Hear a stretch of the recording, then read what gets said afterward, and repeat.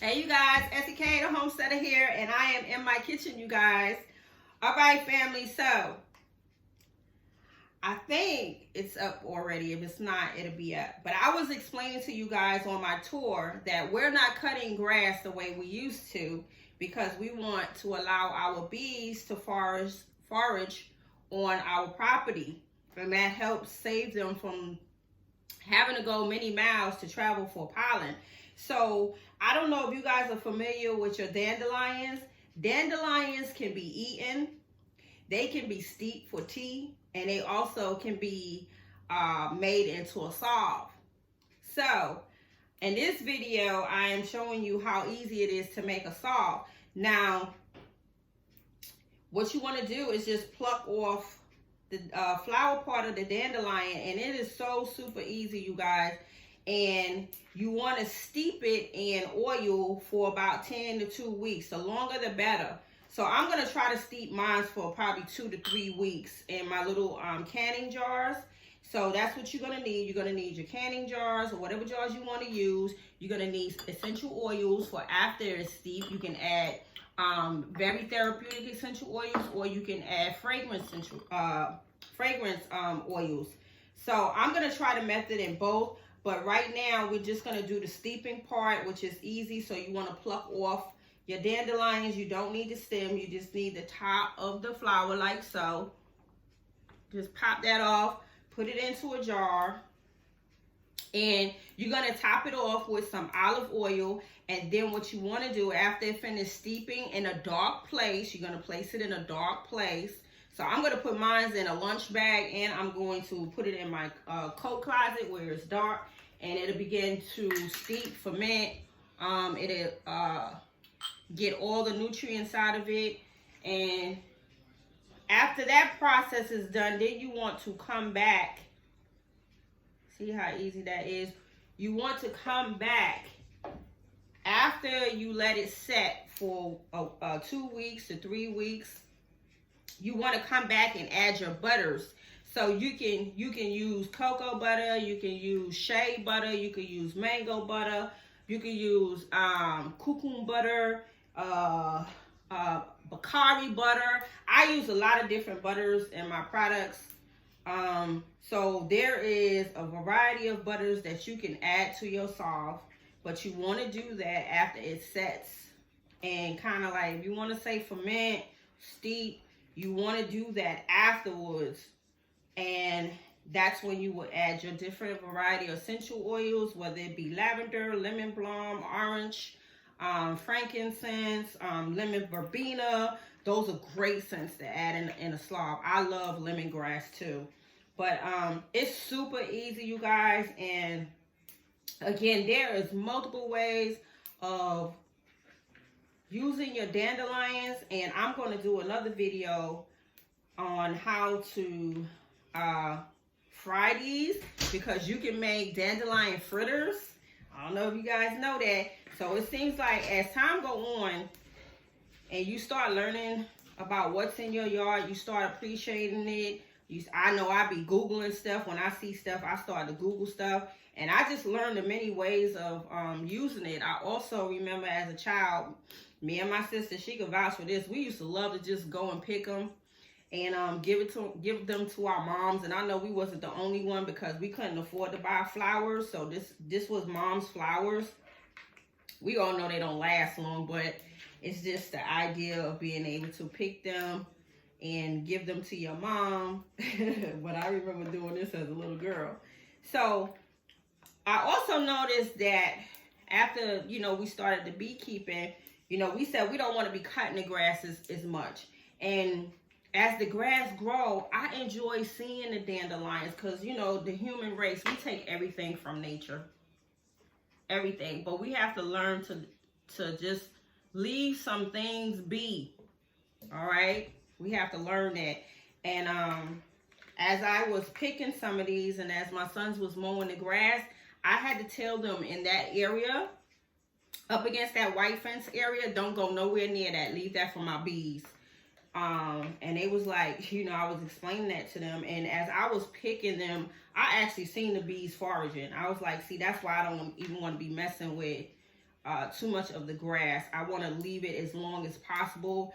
And like I said, now I'm leaving that in where the white fence is at.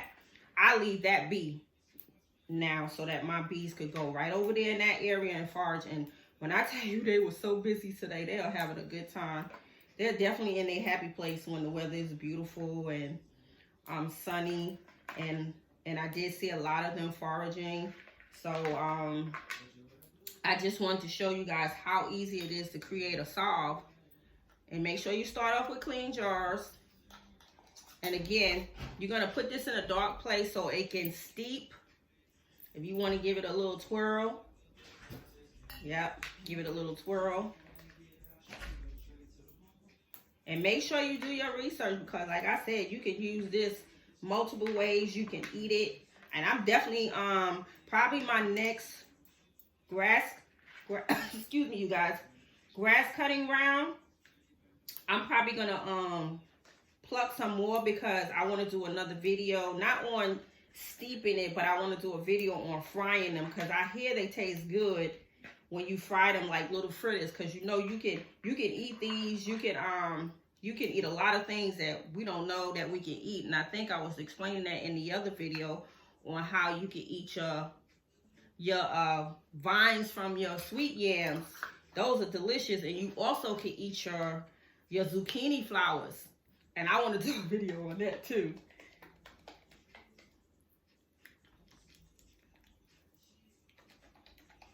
So as you garden and you're not familiar with certain things, make sure you Google them so you can find the many ways of using them. So this is going to get, the olive oil is going to get all the nutrients out, the pollen that is there. And I don't know if you guys know, pollen is good for your skin too. Look up the many uses of pollen.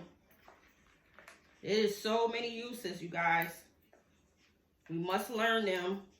We must study our gardens and see what we have growing. Because a lot of us think we're just growing grass. And there is a lot of food out there that we don't even know about. So make sure you guys is studying your garden.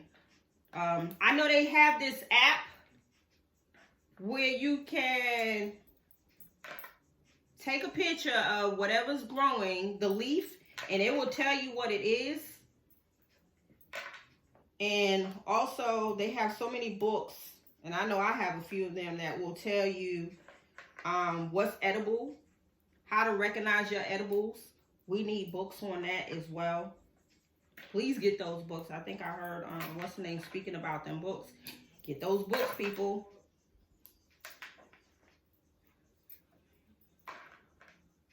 So that's the process, you guys.